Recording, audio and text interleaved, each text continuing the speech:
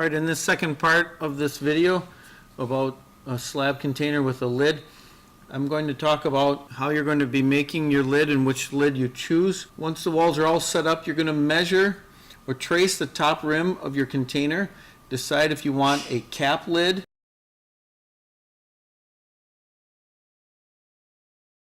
an overhanging lid,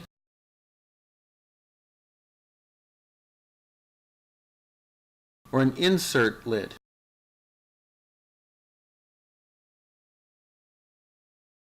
So these are some examples of each one of those. So you're going to roll out a slab of even thickness, and then you're going to cut out the shape of your rim.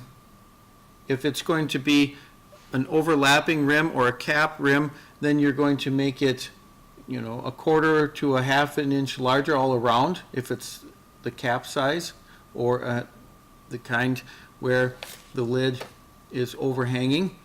Or you're going to create a smaller slab.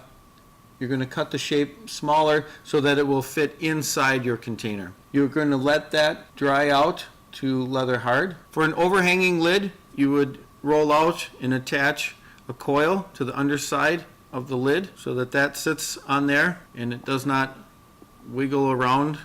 So you want to make sure that you measure the inside here to here so that it does not wiggle way back and forth and slide all over. You don't want this right here to be real small on the inside so that you've got a lot of wiggle room all over. You want it to sit down on the surface and barely move, nice, good and solid. And then somewhere on the lid you want to create a knob, either a sphere or a loop or something for a handle for picking it up. So I made 3 different lids here.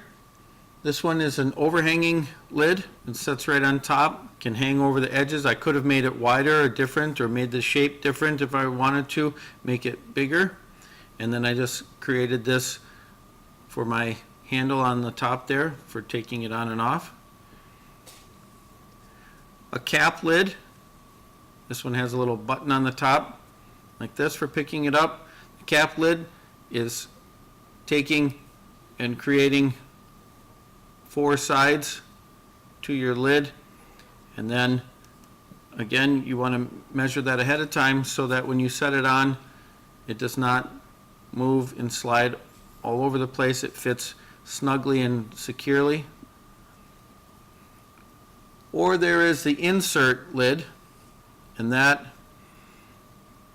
I created some keys on the inside here for it to sit on. It could be a coil. You could score and slip these on. I made these lower than I normally would. I probably would want to make this so that it lands flush at the top like this and would sit directly at the top.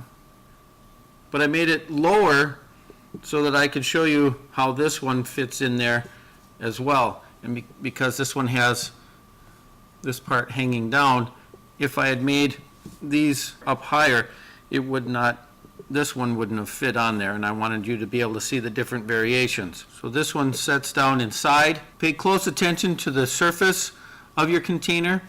For example, this one right here, I left the bottom kind of rough to show you.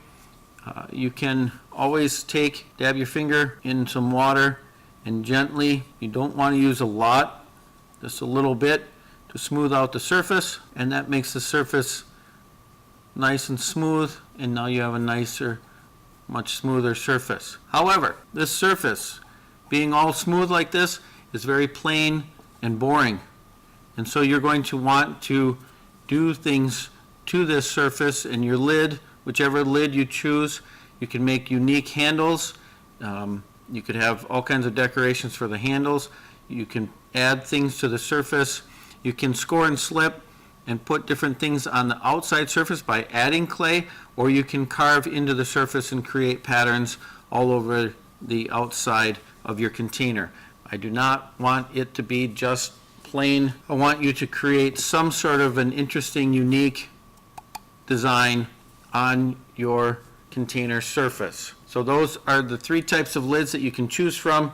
You have the overhanging lid, you have the insert lid, and you have the cap.